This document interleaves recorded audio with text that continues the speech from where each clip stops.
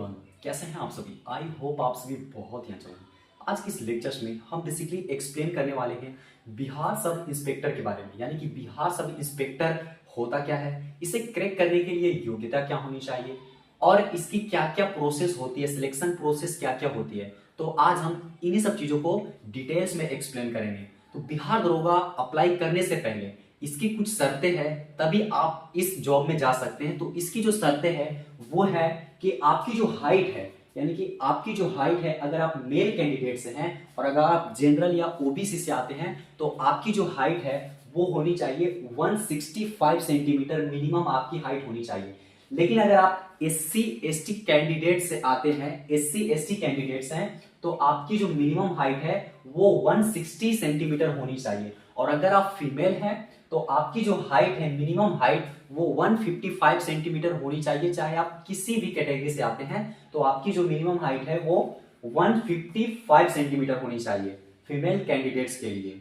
तो ये इसकी कुछ शर्तें हैं, और भी कुछ शर्तें हैं, आइए चलते हैं। और जो आपकी जो शर्तें हैं, यानी कि आपके अंदर जो एबिलिटी होनी चाहिए वो ग्रेजुएशन कंप्लीट होनी चाहिए। किसी भी स्ट्रीम से आपकी ग्रेजुएशन कंप्लीट होनी चाहिए, तभी आप इस जॉब में जा सकते हैं। उसके बाद आपकी जो एज लिमिट है, अगर आप जनरल कैंडिडेट से बिलोंग करते हैं तो आपकी जो एज लिमिट है वो है मिनिमम 20 ईयर्स से 37 ईयर्स तक इस फॉर्म को आप अप्लाई कर सकते हैं। कुछ केसेस में आपको छूट भी मिलेगा, जैसे अगर आप एससी एसटी या फिर आप फीमेल कैंडिडेट्स हैं तो कुछ सालों को आपका छूट भी दिया जाएगा। लेकिन ऑल ओवर अगर आप जनरल कैंडिडेट्स हैं तो आपकी जो एज लिमिट है वो 20 साल से लेकर 37 वर्ष तक की होनी चाहिए। उसके बाद अगर आप एससी एसटी कैंडिडेट्स हैं तो वहां पे आपको डिस्काउंट भी मिलेगा, यानी कि कुछ सालों का आपको छूट भी मिलेगा।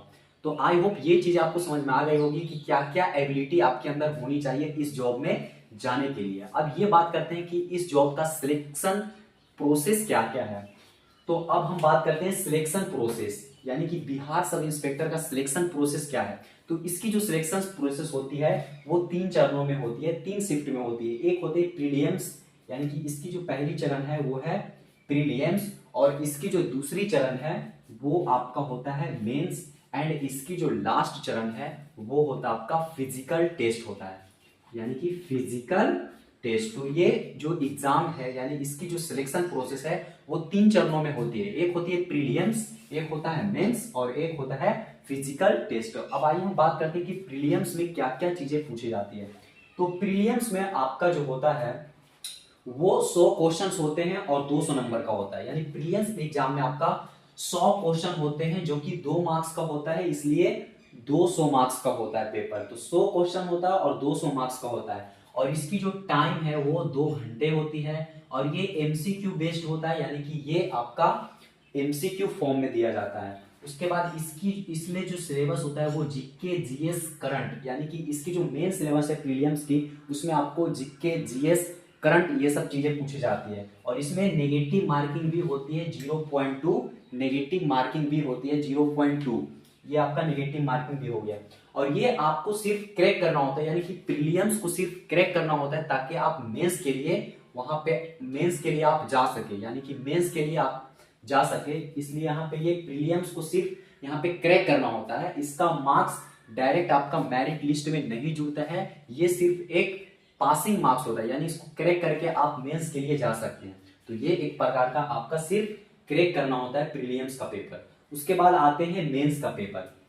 जैसा कि आप समझ सकते हैं मेंस, यानी कि पूरी सिलेक्शन प्रोसेस में सबसे जो मेन होता है वो मेंस ही होता है, क्योंकि प्रीलिम्स जो होता है उसे सिर्फ क्रैक करना होता है, उसके मार्क्स मेरिट लिस्ट में नहीं जुड़ते। लेकिन उसे क्रैक करने के बाद ही आप मेंस के एग्जाम में बैठ सकते हैं। तो मेंस की जो प्रोसेस होती है वो ये कुछ इस प्रकार होता है। मेंस में आपका 2 पेपर होता है, एक होता है पेपर 1 और एक होता है आपका पेपर 2। पेपर 1 में आपका हिंदी आता है, पेपर 1 में आपका हिंदी क्वेश्चन होते हैं, 100 क्वेश्चन होते हैं, 200 मार्क्स का होता है, और ये सिर्फ क्वालिफाइंग नेचर का होता है, यानी इसे सिर्फ पास करना होता है। और इसमें आपका व्याकरण से संबंधित प्रश्न आते हैं, संधि समास सर्वनाम ये सब चीजें आती है, और इसे सिर्फ क्वालिफाई करना होता है। इसके भी मार्क्स आपका डायरेक्ट मेरिट लिस्ट में नहीं जुड़ते हैं। तो पेपर 1 में हिंदी का पेपर होता है और इसे सिर्फ पास करना होता है। अब आते हैं पेपर 2 में। पेपर 2 में भी आपका 100 क्वेश्चंस होते हैं और 200 नंबर का होता है, और इसकी जो टाइम है वो भी 2 घंटे होते हैं, और इसमें भी नेगेटिव मार्किंग होता है 1.25 नेगेटिव मार्किंग भी होता है। लेकिन पूरी इसकी बिहार सब इंस्पेक्टर की जो सिलेक्शन की प्रोसेस है और सिलेक्शन की जो प्रक्रिया है वो मेंस पे ही डिपेंड होता है। यानी कि बिहार एसआई में जो सिलेक्शंस होता है यानी जो मेरिट बनता है वो मेंस पेपर के आधार पे ही बनता है, और उसमें भी पेपर 2। तो ये जो पेपर 2 है ये सबसे इम्पोर्टेंट माना जाता है, क्योंकि इसी के आधार पे आपका मेरिट लिस्ट रेडी होता है। तो इसमें आपका पेपर 2 में आपका 100 क्वेश्चन होते हैं, 200 मार्क्स का होता है और टाइम 2 घंटे होता है, और नेगेटिव मार्किंग भी होता है 0.2 नेगेटिव मार्किंग भी होता है। अब ये समझते हैं कि पेपर 2 में क्या क्या चीजें पूछी जाती है। तो पेपर 2 में जैसा कि पेपर 1 में आपका जो है यानी कि प्रीलिम्स में आपका ओनली जीके जीएस करंट पूछा जाता है, लेकिन पेपर 2 में आपका थोड़ी बहुत मैथ्स भी होता है, यानी कि यहाँ पे मैथ्स भी पूछा जाता है, रीजनिंग भी पूछा जाता है, और आपका जीके जीएस पूछा जाता है और करंट पूछा जाता है। यानी कि इसमें मैथ्स रीजनिंग भी पूछा जाता है और जीके जीएस करंट अफेयर्स तो पूछा ही जाता है। तो जीके जीएस करंट अफेयर्स का बहुत बड़ा रोल है बिहार सब इंस्पेक्टर में, लेकिन साथ साथ आपका मैथ्स और रीजनिंग भी पूछा जाता है। उसके बाद इसकी जो मेरिट बनती है यानी मेरिट लिस्ट, यानी कि पूरा सिलेक्शन प्रोसेस में यानी कि बिहार सब इंस्पेक्टर की जो मेरिट लिस्ट होती है वो पेपर 2 से ही बनती है, वो पेपर 2 से ही बनती है, यानी मेंस का पेपर 2 से ही बनता है। ओनली मेंस का जो पेपर 2 है इसी से आपकी मेरिट लिस्ट बनती है। और ये जो आपका प्रीलिम्स होता है इसे सिर्फ क्रैक करना होता है ताकि आप मेंस के एग्जाम में आप यहाँ पे मेंस के एग्जाम में आप बैठ सके, और मेंस का एग्जाम होने के बाद आपकी जो मेरिट लिस्ट बनती है वो मेंस का पेपर 2 से ही बनता है। और इसमें आपका maths reasoning GK GS current Bihar GK ये सब चीजें आपको पूछा जाता है, वो भी एमसीक्यू फॉर्म में यानी कि ऑब्जेक्टिव फॉर्म में पूछा जाता है। और आपका 100 क्वेश्चंस होते हैं, 200 मार्क्स का होता है और टाइम भी आपका 2 घंटे होता है। और इसकी जो मेरिट लिस्ट बनती है उसमें ओनली मेंस का पेपर 2 का नंबर जुड़ता है। तो आई होप ये चीज आपको समझ में आ गई होगी कि पेपर 2 मेंस के लिए बहुत ही इंपॉर्टेंट है। उसके बाद अगला स्टेप पे जाते हैं। इसकी जो तीसरी प्रक्रिया है वो होता है फिजिकल टेस्ट, यानी कि यहाँ पे फिजिकल टेस्ट भी होता है। अगर आप प्री क्वालिफाई कर गए हैं, मेंस भी क्वालिफाई कर गए हैं, यानी कि मेंस भी आप निकाल लिए हैं, तो उसकी तीसरी जो चरण होती है वो होती है फिजिकल टेस्ट। फिजिकल टेस्ट में आपका होता है रनिंग, उसके बाद आपका होता है हाई जंप, उसके होता है लॉन्ग जंप, उसके बाद आपका मेडिकल टेस्ट भी होता है, यानी कि मेडिकल फिटनेस भी चाहिए। तो फिजिकल टेस्ट में बेसिकली 3 तरीका का होता है, मतलब कि रनिंग होता है, हाई जंप होता है, लॉन्ग जंप होता है, और आपका मेडिकल टेस्ट भी होता है। ये कब होता है? जब आप प्री को क्रैक कर लेते हैं, उसके बाद मेंस भी आप निकाल लेते हैं, तो आपका लास्ट में जो होता है वो आपका फिजिकल टेस्ट होता है। तो आई होप ये चीज आपको समझ में आ गई होगी कि बिहार सब इंस्पेक्टर में सिलेक्शन की प्रोसेस क्या क्या होती है। तो सिलेक्शन की प्रोसेस ये कुछ इस प्रकार होती है, यानी कि प्रीलिम्स होता है जिसमें 100 क्वेश्चन होते हैं, 200 मार्क्स का होता है, टाइम 2 घंटे होता है, एमसीक्यू बेस्ड होता है, और इसमें जीके जीएस करंट का बहुत बड़ा रोल होता है, और इसमें थोड़ी नेगेटिव मार्किंग भी होती है, 0.2 नेगेटिव मार्किंग होती है। उसके बाद जो मेन होता है वो होता है मेंस, यानी कि बिहार सब इंस्पेक्टर का जो मेन होता है वो होता है मेंस। और मेंस में 2 पेपर होता है। पेपर 1 में आपको ओनली हिंदी पूछा जाता है, हिंदी व्याकरण से क्वेश्चन आते हैं और इसे सिर्फ क्रैक करना होता है, सिर्फ पास करना होता है।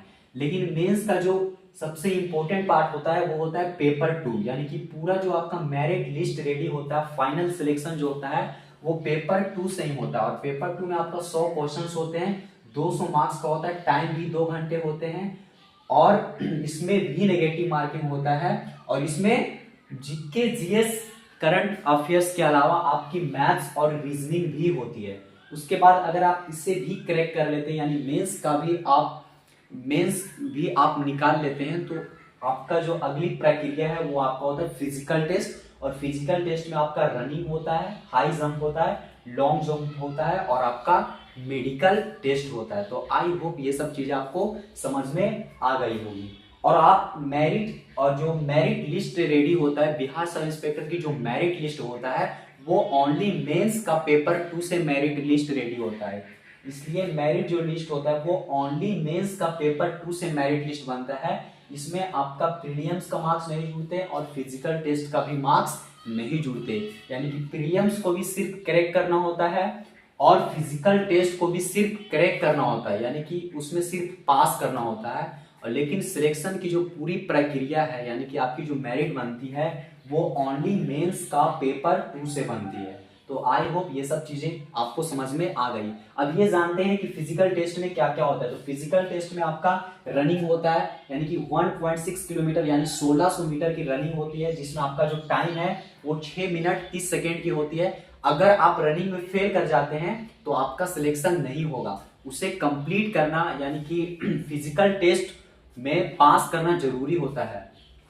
उसके बाद अगर आप फीमेल कैंडिडेट्स हैं तो आपकी जो रनिंग है वो ओनली 1 किलोमीटर की होती है और उस आपका जो टाइम है वो 6 मिनट दिया जाता है। लेकिन इसे क्रैक करना होता है, यानी कि आपको प्रीलिम्स भी सिर्फ क्रैक करना होता है और फिजिकल टेस्ट भी क्रैक करना होता है। मतलब अगर आप रनिंग नहीं कर पाए, अगर आप फेल हो गए तो आपको वहां पे आपका कोई भी मान्य नहीं होगा, यानी कि आपका सिलेक्शन नहीं होगा। तो फिजिकल टेस्ट को क्वालिफाई करना यानी कि क्रैक करना कंपलसरी होता है, जरूरी होता है। उसके बाद हाई जंप होता है। अगर मेल कैंडिडेट्स हैं तो आपकी जो हाई जंप है वो यानी कि 4 फीट की होती है, और अगर आप फीमेल हैं तो आपकी जो हाई जंप होती है वो 3 फीट की होती है। और अगर आप मेल हैं तो आपकी जो लॉन्ग जंप है वो 12 फीट की होती है, और अगर आप फीमेल हैं तो आपकी जो हाई जंप है वो लॉन्ग जंप जो है वो 9 होती है। और आपका मेडिकल टेस्ट होता है, यानी कि मेडिकल फिटनेस होता है, जिसमें आपका मेडिकल फिटनेस का होना जरूरी है। तो आई होप ये सब चीजें आपको समझ में आ गई होगी कि क्या क्या चीजें होती है, कैसे क्या होती है। तो आई होप ये सब चीजें आपको समझ में आ गई होगी। अगर इसके बावजूद भी अगर आपको कुछ चीजें समझ में ना आई हो तो आप कमेंट्स में पूछ सकते हैं, मैं उसे नेक्स्ट वीडियो में एक्सप्लेन करने की पूरी कोशिश करूंगा।